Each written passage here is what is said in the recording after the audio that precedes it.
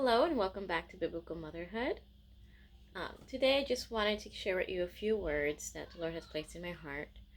And I don't necessarily have a Bible verse for you today or a passage to read from and to speak from.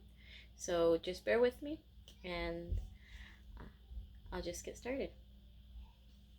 I just wanted to encourage you mothers to be bold in your stances and in the convictions that the Lord has given you.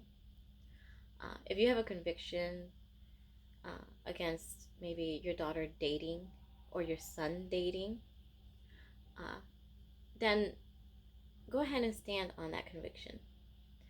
No matter if you get pushback from your children, you will.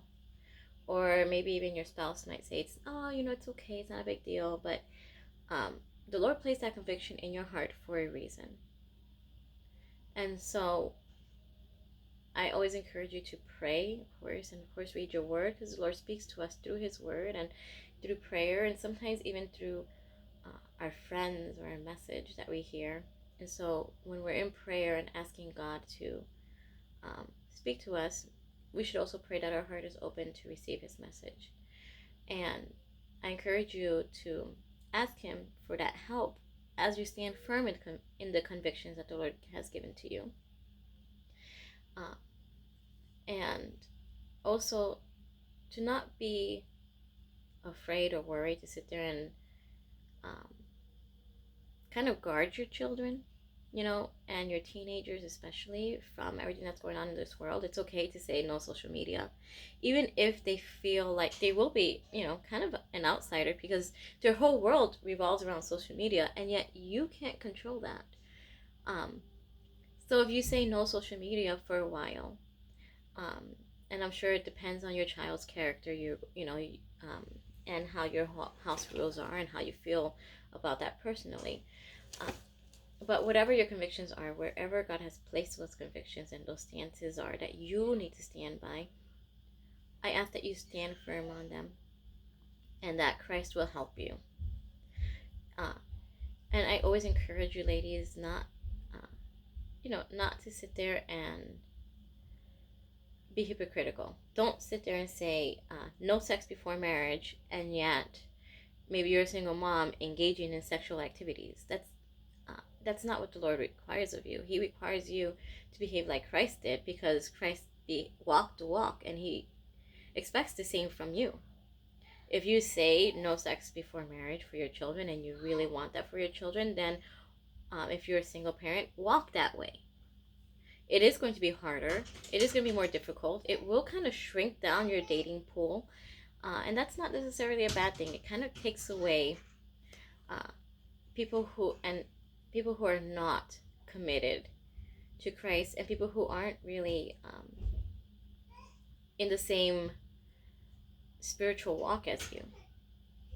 And so I really want to encourage you in that.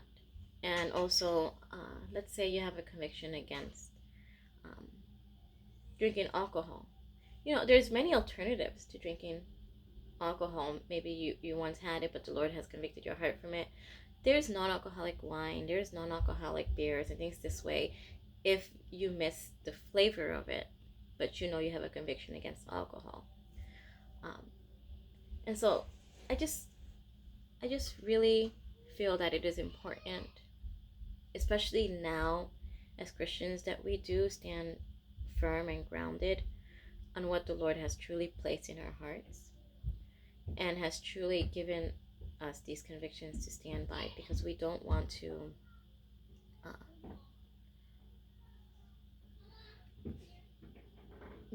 walk away from these convictions, because these convictions are personal commandments that the Lord has given to you. These are your laws that you need to follow and that you have to answer to God for. It may not be the same as another Christian's, but God expects you to keep to your convictions. And so I just want to encourage you in that. And I also want to encourage you now, while it's approaching voting season and voting time, that you write down what is your convictions, politically and also socially, economically, and family-based convictions that you hold firm to, and then vote with the candidate that is going to uphold those convictions. Okay, and well, best of luck to everybody and have a great day. God bless.